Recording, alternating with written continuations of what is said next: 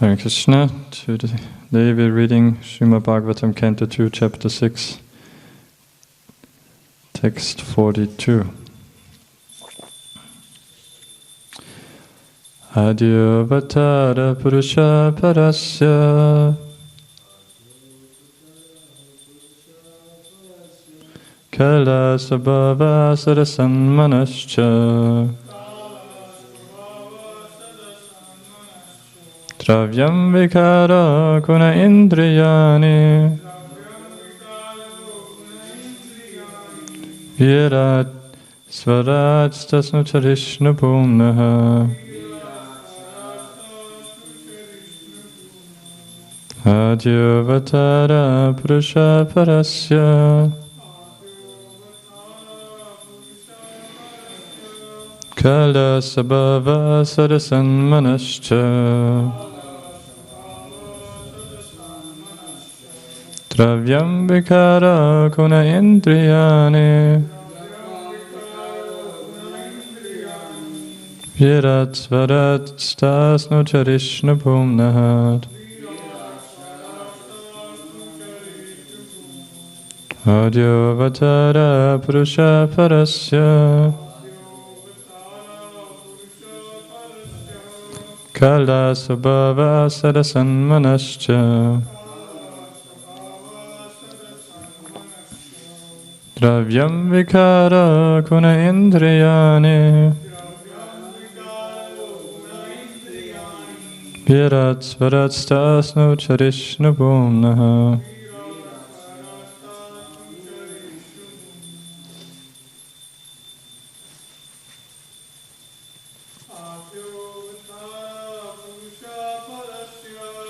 Adyavatara Purusha Parasya Kalasvabhava Sadasanmanascha Dravyam Vikara Guna Indriyani Virat Svarat Tasnutarishna Pumnaha.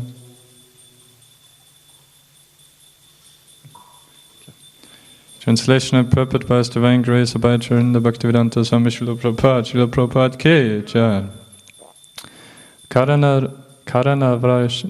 Karanavashai Vishnu is the first incarnation of the Supreme Lord, and He is the master of eternal time, space, cause and effects, mind, the elements, the material ego, the modes of nature, the senses, the universal form of the Lord, Garbhodakashaya Vishnu, and the sum total of all living beings, both moving and non-moving. Purport. That the material creation is not permanent has been discussed many times herein before. The material creation is but a temporary exhibition of the material energy of the Almighty God. This material manifestation is necessary to give a chance to the conditioned souls who are unwilling to associate with the Lord in the relationship of loving transcendental service. Such unwilling conditioned souls are not allowed to enter into the liberated life of spiritual existence because at heart they are not willing to serve. Instead, they want to enjoy themselves as imitation gods. The living entities are constitutionally eternal servitors of the Lord, but some of them, because of misusing their independence, do not wish to serve.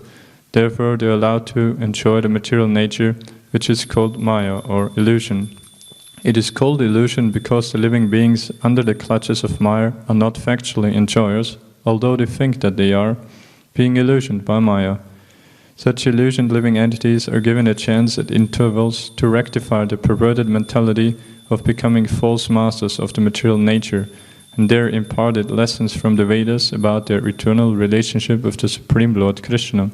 Vedaishcha sarve ahamiva vedyaha.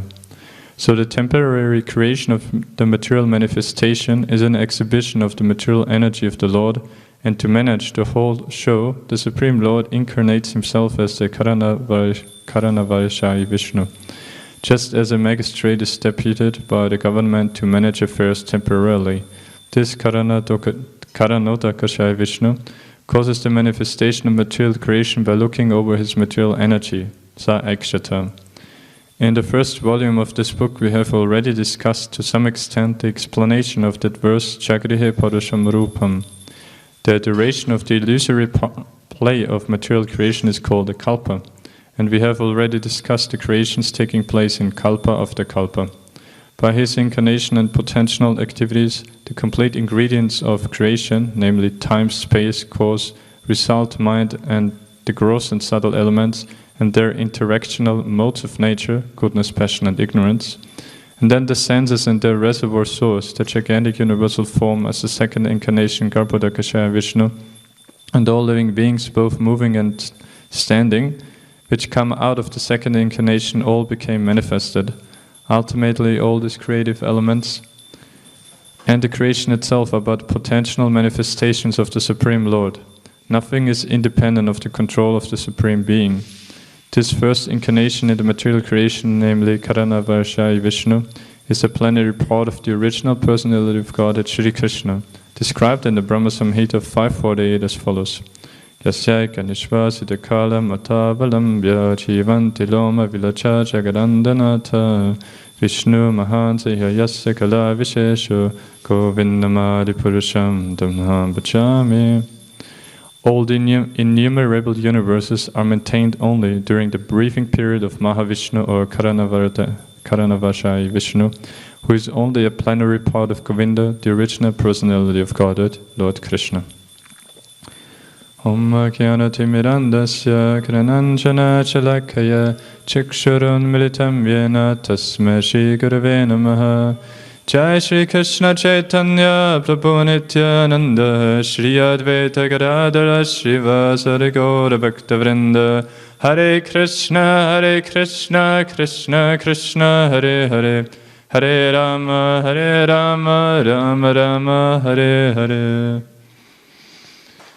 Hare Krishna, welcome to Srimad Bhagavatam class. Thank you for attending online, or a few of us here. So we are in this chapter, Purusha Sukta confirmed, where Lord Brahma continued his instructions to his son Narad Muni. And one point that I came to my mind this morning is with, like here we see Narad Muni as humbly inquiring from Lord Brahma, and we also, like last few evenings we heard mentioned in about Marichi, yeah, right, who is another mental son of Lord Brahma, born from Lord Brahma's mind, and whose 6 sons were then cursed by Hiranyakashipu and thus eventually got killed by Kamsa immediately after their birth from the womb of Devaki.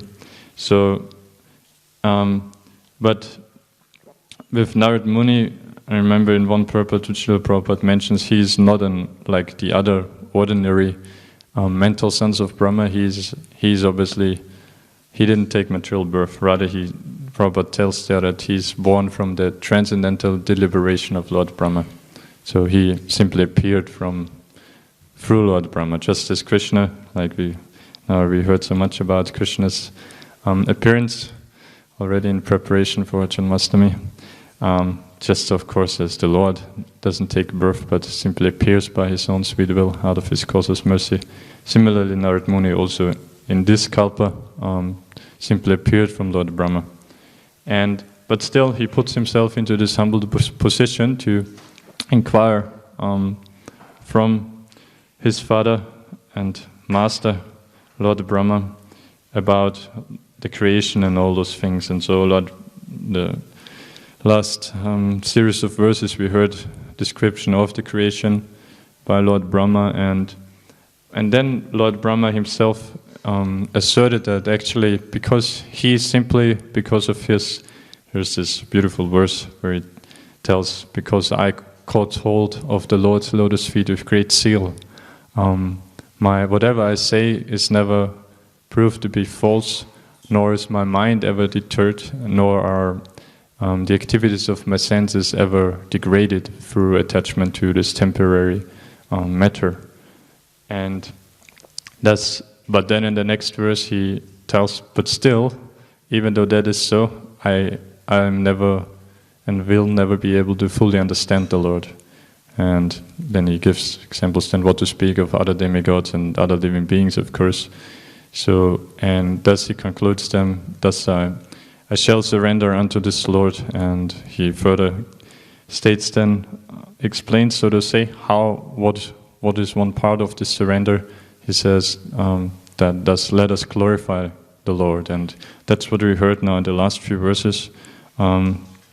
Beautiful glorification of the Lord, of qualities, transcendental qualities of the Lord. And so that's how we came to today's verse, where Lord Brahma states about the Lord's feature is the first Purusha avatar is Karana. Usually the most common name we use is Karanodakashaya Vishnu, but today's verse and most of the property is the Karanadhanavashaya Vishnu. I always can't pronounce it because I'm so used to the other name. Anyway, it's the same meaning. The Lord who lies down on the course of the ocean. And which, like we have right here, we have this famous picture of Mahavishnu lying down, and simply from his breathing out all the innumerable universes as we know, and thus starting the whole primary creation. And so, in the first point that I noted from the purport is where Srila Prabhupada tells that the reason why the conditioned souls in the material world are not allowed to enter back into the spiritual abode, in spiritual existence, is because at heart they are not willing to serve. And on that point, thinking, it's obvious, like everyone who isn't in contact or knowledge of Krishna consciousness at all, for him, yes, they are fully engaged in running after illusory enjoyment. So of course they don't even have any idea of serving Krishna, Shri Shri Radha Gopinath. But even for us devotees, it's one point to remember that, to be aware of that we are aspiring to simply serve unconditionally in the lordships, and we try to engage as much time as possible in devotional service, but obviously we shouldn't think ourselves then, okay, yes, we are perfect, all those karmis, they're fools, and we are so great, we are engaging in devotional service, but rather to, at least for someone like me, most likely, most of the time when we do devotional service, we will still be, or like subtle anarthas might come up many times, of which we are many times perhaps not aware of, like that we do devotional service for and still have some expectation for some, at least some recognition by others, or which obviously is a sign of pride, that we want to think ourselves the doer, and thus want to get something back for what we are doing, rather than considering ourselves as insignificant instruments for the pleasure of the Lord. Of course, directly in relation to Krishna, that we expect some reward, and we might not think it out, but if we always keep on some expectation somewhere in the back of our mind, and keep doing devotional service in this way, then what happens is, like I heard from Guru Maharaj, His Holiness Amrita Swami Maharaj, mentioning this point, that devotees, many times we might hold on to those expectations, and over time then actually it just kind of builds up, that you get frustrated, grumpy,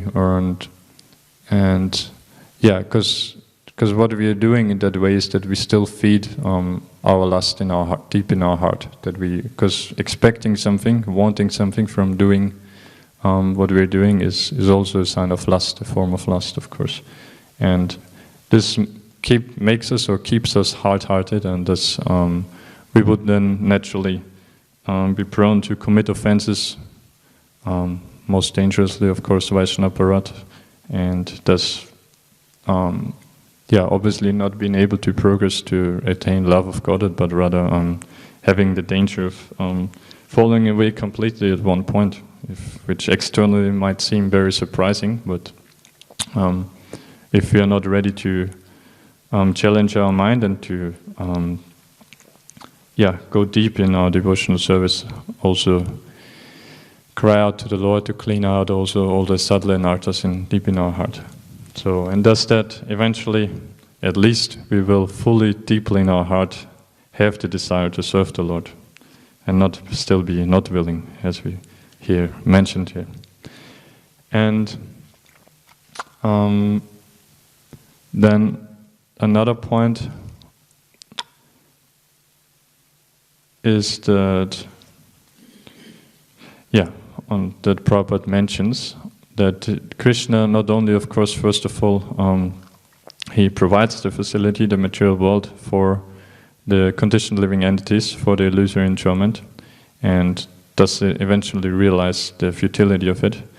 But like we hear in 15th chapter, I think, of Bhagavad Gita, where Krishna himself explains also how he's not only gives all the material facilities, like in more detail there, he tells also, like, for example, the grains, the vegetables that we depend on for our sustenance, they grow by the influence of the moon. So he's giving the moon this potency to do that, as well as also then for us to eat the food. He's giving us this fire of digestion in our stomach, and then eventually he concludes there, of course, by Prabhupada quotes this part of this verse today, Vedashta sarvaham eva vedyaha, so where Krishna tells them that also, most importantly, I give all this knowledge for you to then have the facility to get out of that and come back to me. And so that's his mercy. He not only gives like in Bhagavad Gita there, he explains in like our material body as the kshetra, and as well as the super soul as the two kshetrajñas, the knowers of the body. So he not only gives the small kshetra, he gives the whole kshetra, the whole place, field of activities, the whole material world, and then the knowledge as well. And then Prabhupada mentions about that how the Lord expanding his Karanata Kosha Vishnu to cause the material creation, and how? Simply by looking over his material energy, sa aikshata. So, and I remember in one purport, Srila Prabhupada mentions, I think it's 4th canto or somewhere, that, which I first found quite confusing, that Lord Shiva creates all the other demigods or something like that. And we think, how come, like, Lord Shiva, he is for destruction? But at least that's one angle of understanding that we know actually this glance of Mahavishnu, Karanata Kosha Vishnu, onto the material nature, that is actually Lord Shiva. That's why his name, another name of Lord Shiva is Shambhu. And so in that sense, obviously, Shiva actually is before Lord Brahma even. Lord Shiva is actually the creator. He is this glance of the Lord onto material nature, which then activates the whole creation. And we know not only the first glance, so to say, but then at every step, as we heard in recent times, previous chapters, of how the creation works, that in every step the glance of the Lord is again required for everything to happen. And then Prabhupada mentions about the kalpas, that the duration of the illusory play of material creation is called a kalpa.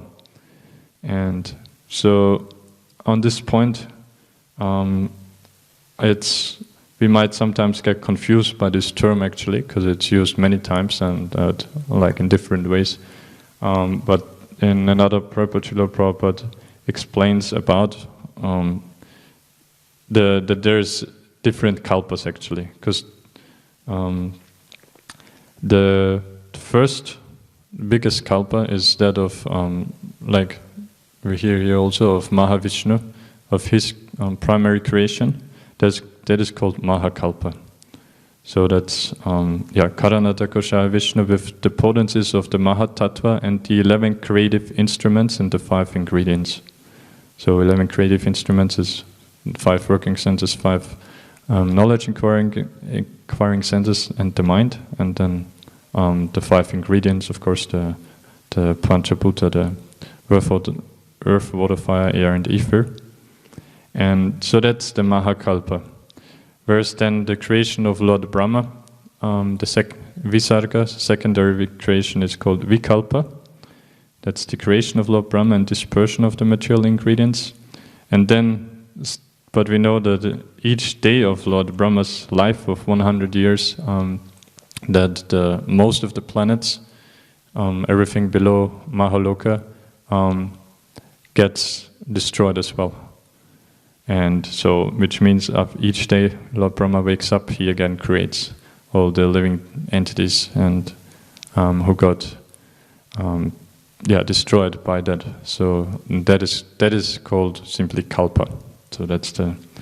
But sometimes if we hear only kalpa, it can also refer to the other ones. So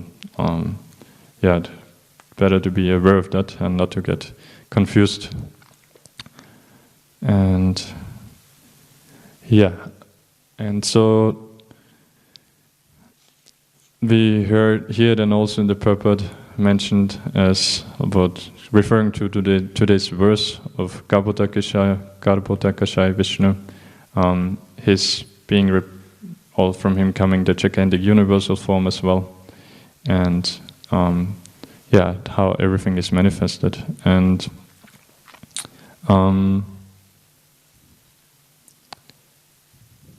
there was one point I wanted to mention on that.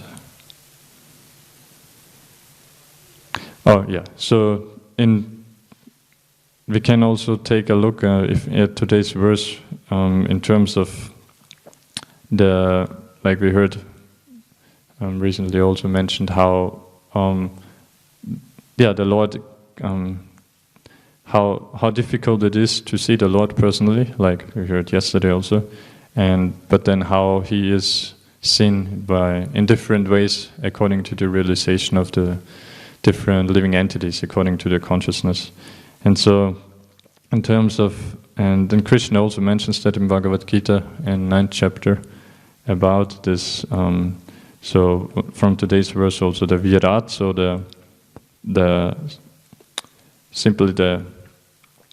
because there's the distinction here. At first, it might sound like the same, that the universal form of the Lord, which here he refers to as Svarat, as Garbhodakashaya Vishnu, used in that case, and then the Virat.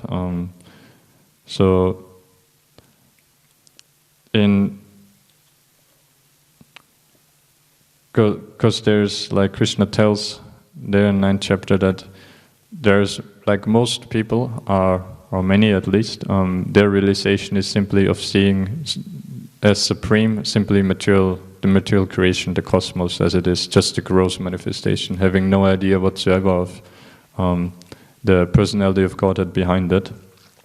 But then we know higher than that is those what we heard about as the object of meditation for those yogas who are still attached to matter, as being the Virat Rupa or Vishvarupa, as where you understand that actually the whole cosmos, you can also look at it as the different limbs of the Lord, and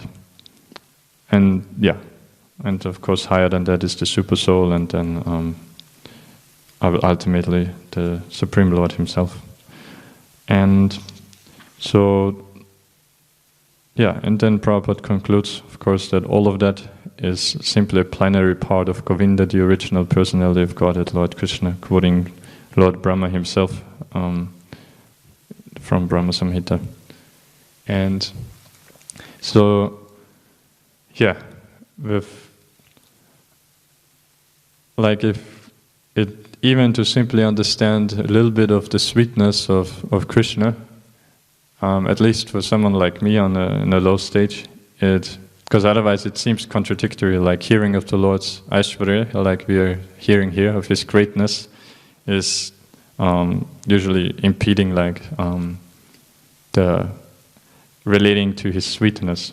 But at least for me, it helps to first of all understand a bit more be aware of His greatness, to then see, oh wow, but this great Lord, He is so merciful and so sweet how He engages in personally, intimately as Krishna is Gopinath in His pastimes of Braj Leela especially. So famously, of course, for example, when he, as baby Krishna, after eating dirt and denying that he did that, and Mother Yashoda insisting to him that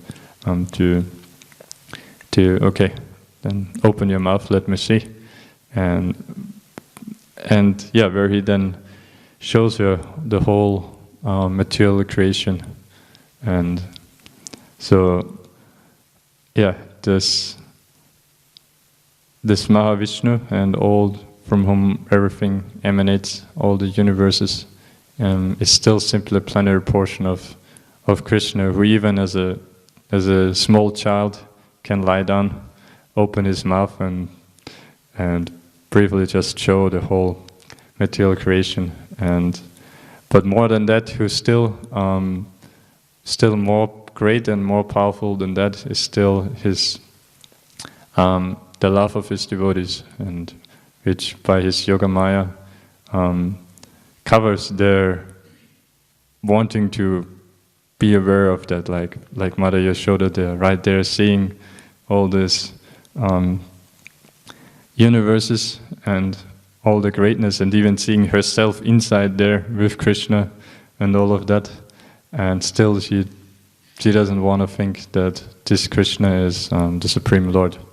Rather, she praised the Lord Narayan that, oh, what's happening with my little Krishna? He's got some disease or something. What's going on there?